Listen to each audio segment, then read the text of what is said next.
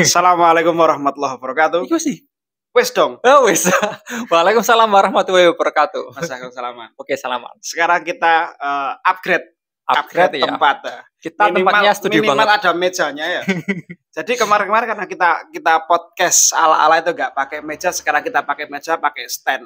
Yap, Meskipun tepat standnya sekali. ini ya lumayan lah, TAF Studio harga 90 ribuan. Nah ini nggak endorse ya. Terus ini Kita memanfaatkan barang yang ada. ini namanya kalau di pelajaran prakarya itu namanya metode pemanfaatan limbah yang disebut dengan reuse. Reuse. Oke. Jadi ada metode pemanfaatan limbah untuk mengurangi sampah yang ada di sekitar kita. Yang pertama ada yang disebut dengan reduce, kemudian ada reuse, kemudian recycle. Kalau reduce itu mengurangi. Oke, Reuse memakai kembali. Oke. Kalau recycle Membuang, ya. memakai kembali tapi dengan fungsi yang sama. Kalau reuse itu fungsi yang berbeda. Misal contoh gini. Ini pelajaran prakarya ya. Misal gini, Oke, ini kita gelas bahas. bekas. Gelas bekas kalau dibuang akan jadi sampah. Tapi kalau dipakai lagi dengan metode Reduce. reuse, ya dipakai tapi bukan dengan fungsi sebagai gelas lagi, tapi dengan fungsi yang lain. Contohnya pakai ini dijadikan stand mic. Ya, ada itulah. Kemarin kita sempat ngobrol-ngobrol sama Mas Agung sore-sore. Ya, nggak sore sih, Lebih malam. Cukup malam juga ya. Kemarin kayaknya jam berapa ya? Jam 10 kayaknya. Jam 10 malam. Itu kita ngobrol soal besok-besok kita bikin konten tentang toxic. Iya. Tepat sekali. Toxic, gadis belia yang baru melek. Oke, kita hajar si toxic. Oke, Mas Agung, ini gimana? Konsepnya gimana? Sampean sebagai narasumber kah atau aku yang jadi sebagai narasumber? Kita atau ngobrol santai aja. Kita ngobrol. Iya.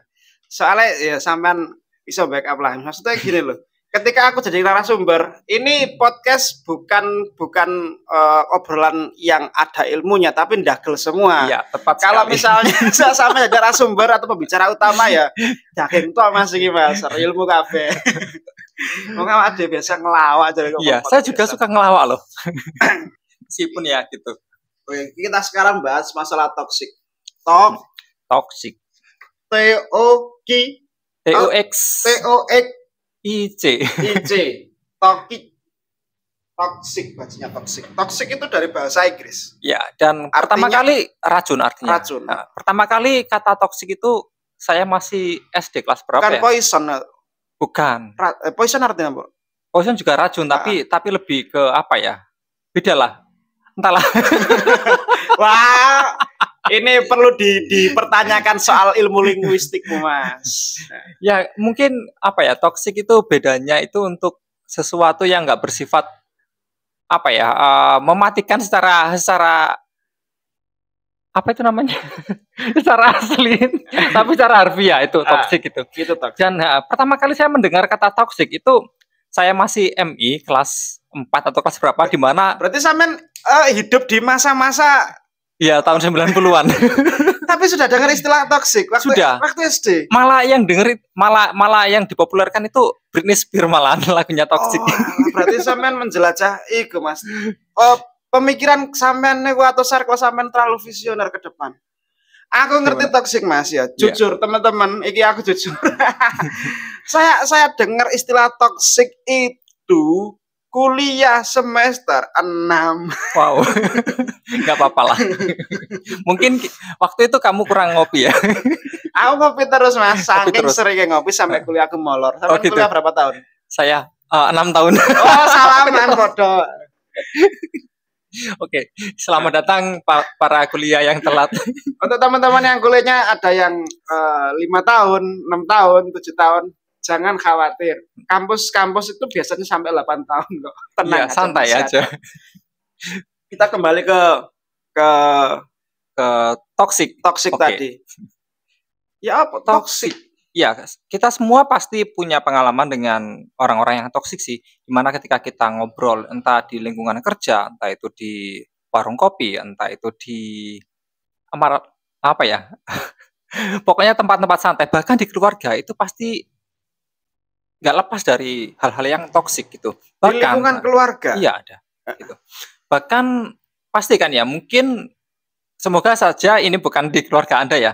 Mungkin ada kan salah satu pihak keluarga itu yang merasa lebih tua dan selalu menggurui. Nah, sifat jenis menggurui itu juga toksik gitu kan. Terus selalu merendahkan juga. Misalkan kita punya rencana gitu kan.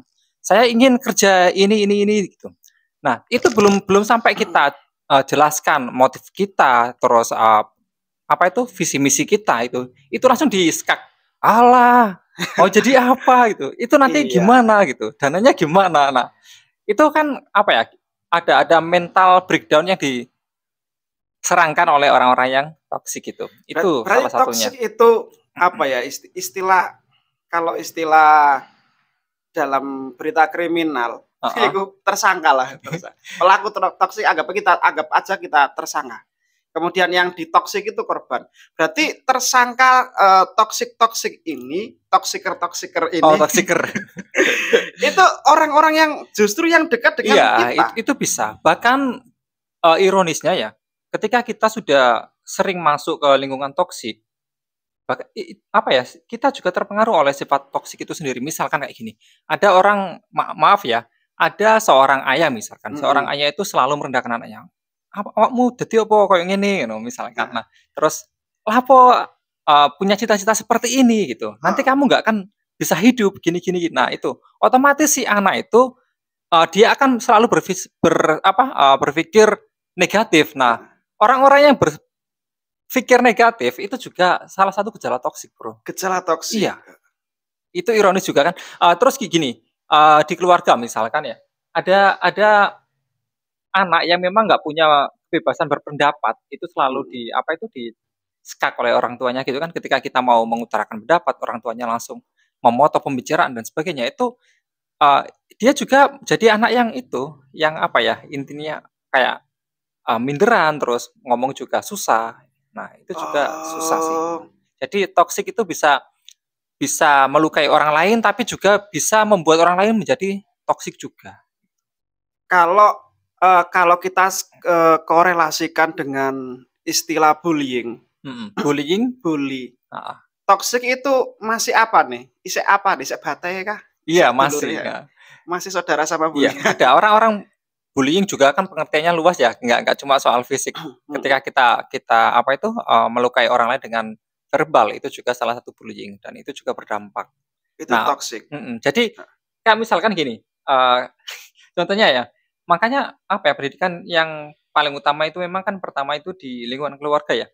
Seorang anak yang biasanya kayak suka merendahkan teman-temannya, itu juga mungkin karena di lingkungan keluarga dia sudah terbiasa dengan keluarga yang saling merendahkan gitu. Oh iya. Itu juga. Berarti benar kata pepatah bahwa madrasah paling pertama bagi seorang anak itu adalah keluarga. Dan guru pertama adalah ibu bapak. Tepat sekali. Dan kalau misalnya kita berada di keluarga yang toksik dengan ya amit sewu teman-teman, ibu bapak yang cenderung toksik pada anaknya dengan sikap yang seperti tadi, merendahkan, kemudian ngeremehno, suka motong pembicaraan, itu nanti akan kebawa karakter tersebut ke lingkungan yang lebih luas daripada keluarga itu. Itu kalau di keluarga ya, tapi beda lagi kalau di tempat kerja atau di warung kopi misalkan. Itu orang-orang toksik itu biasanya tipikalnya enggak seperti itu juga. Ada lain yang lebih menonjol, misalkan kayak drama queen. Drama queen, iya. Jadi dia itu suka membuat drama misalkan aku loh mari oleng ini. Nah, dia kayak ingin menjadi sorotan di lingkungan circle yang tempat-tempat kita ngobrol, entah itu di kantin atau di tempat-tempat jam istirahat kerja lah misalkan gitu. Terus dia juga menunjukkan superioritasnya misalkan ketika dia jadi pembicara itu langsung kayak over gitu. Kayak dia terlalu membahas sesuatu itu terlalu berlebihan gitu loh. Nah, itu juga toksik. Nah, terus kalau seperti ini saya punya pengalaman. Saya dulu kuliah saya jurusan pendidikan seni rupa. Ini aku gak ngomong ada banyak sekali yang menurutku ngapain sih kok orang kayak gini gitu. Pertama, teman-teman, saya jangan kan teman-teman dari lingkungan keluarga sendiri, kuliah sih kok seni rupa kerja dadi opo. Itu tuh toksik juga ya. Termasuk ini enggak? Misalnya dalam sebuah perkuliahan di dalam kelas, ada seorang dosen waktu itu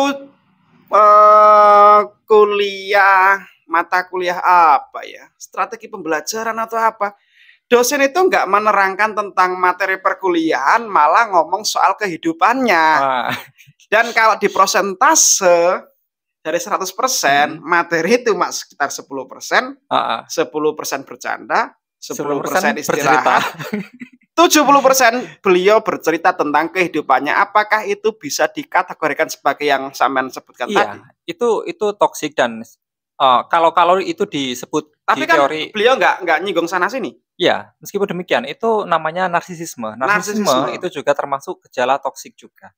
Dan orang yang sudah terlanjur narsisisme itu juga butuh itu sih, terapi psikologi juga. Ironisnya seperti itu sih, bro. Jadi itu susah juga sih. Terlalu membanggakan diri. Iya, terlalu membanggakan diri. Terlalu membanggakan diri. Terlalu bangga aja nggak boleh. Bangga pun sebenarnya identik dengan sifat sombong. Kalau saya dulu pernah dengar pidato hari Senin loh Mas. Kan aku sekolah neng Man. Pas itu Pak almarhum almarhum Kiai sampai Kiai. Ya Allah. Oke. 3 tahun berikutnya. Pak Kiai Maskur. Oh, iya Pak Maskur. Pernah dengar. Ngerti? Iya.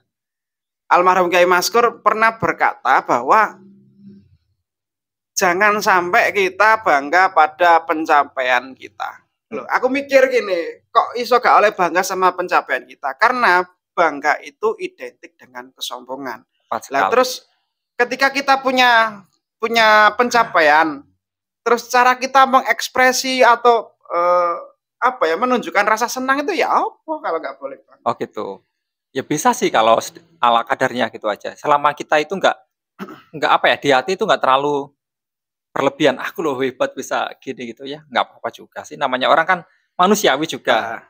Alhamdulillah aku menang lomba misalkan gitu, biasa aja. Tapi kalau misalkan dengan itu sampai dia itu merasa berada di atas level orang-orang, itu juga nggak baik juga sih kayak gitu.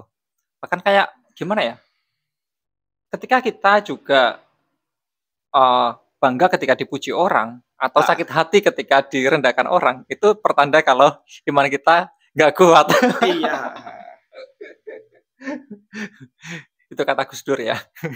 Ya teman-teman, kalau kalian merasa dikucilkan sama circle kalian atau sesuatu yang sampean anggap circle padahal itu enggak, ya jangan ambil hati lah.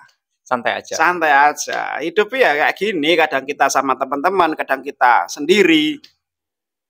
Sejatinya manusia itu banyak sendirinya daripada sama kawanan. Tepat sekali. Pada akhirnya gitu sih memang. Pada akhirnya setiap manusia itu juga akan belajar untuk hidup sendirian. Gitu. Karena apapun yang ada di dalam lingkungan kita itu semua titipan gitu kan. Gitu. Entah itu bisa harta, tapi yang paling mengerikan itu memang orang-orang terdekat sih. Baik itu teman-teman sampai keluarga gitu. Dan kita sudah menginjak usia agak tua. Kita hampir 1/4 tahun lebih ya. Kita hampir 1/3 abad.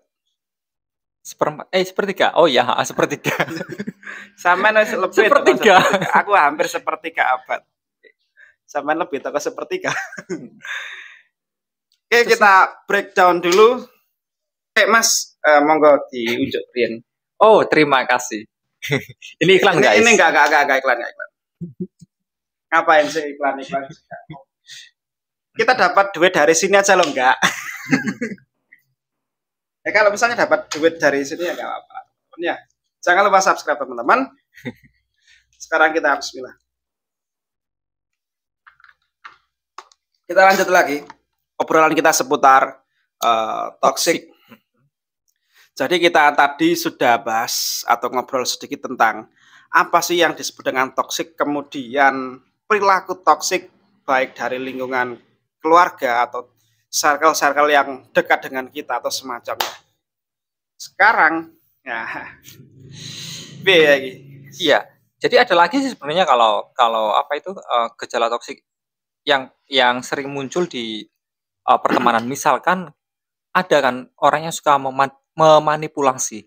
Itu dia itu ketika kita kumpul dengan kita misalkan bisa berwajah A gitu. Ketika dia kumpul dengan orang lain berwajah B. Nah, itu juga itu toksik juga. Toksik juga.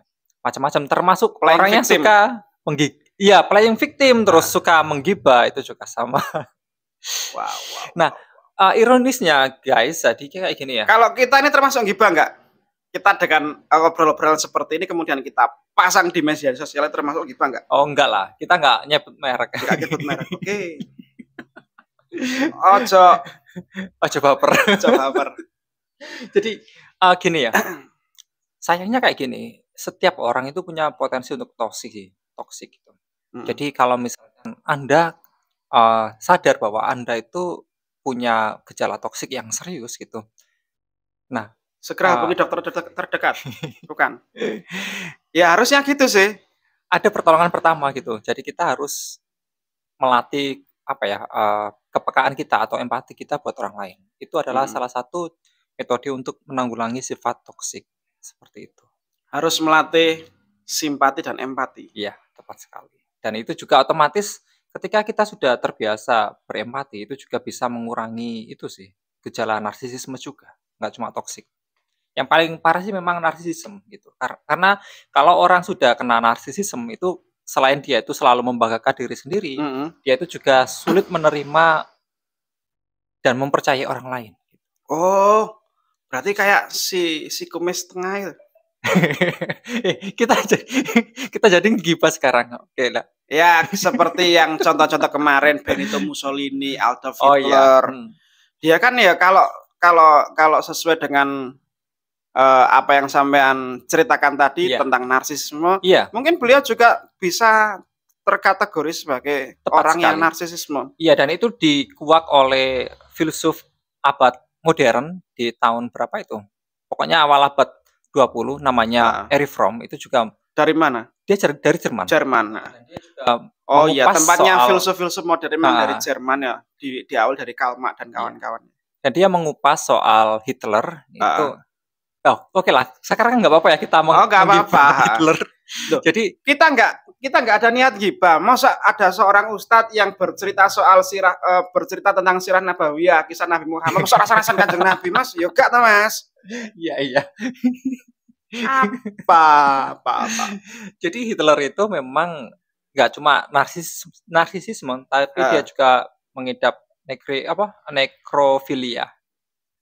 Nekrofilia itu kalau ada yang mengatakan bahwa orang yang mencintai mayat gitu kan, itu ada orang yang kayak menyetubui mayat itu tapi bukan seperti itu yang diutarakan oleh Erich Fromm.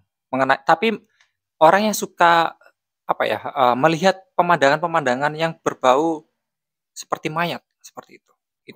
Itu nekrofilia dan nekrofilia. Iya. Ketika Hitler gabungan di antara dua itu. Iya. Oke. Jadi gimana ya? Dia adalah sosok monster yang berwajah manusia seperti ngerinya seperti itu. Mengerikan. Itu Hitler. Kalau di sekitar kita ada nggak seperti Hitler? Mestinya ada. Sebenarnya ada sih. Kayak misalkan gini, orang nekrofilia itu contoh masyarakat kita itu kayak gini. Ada kecelakaan ya, yang parah gitu kan. Nah, itu saya pernah melihat anak-anak muda itu malah berpesta terus melihat mengundang teman-temannya, ayo ke sini, di sini ada kecelakaan sampai parah, difoto, disebarkan ke medsos.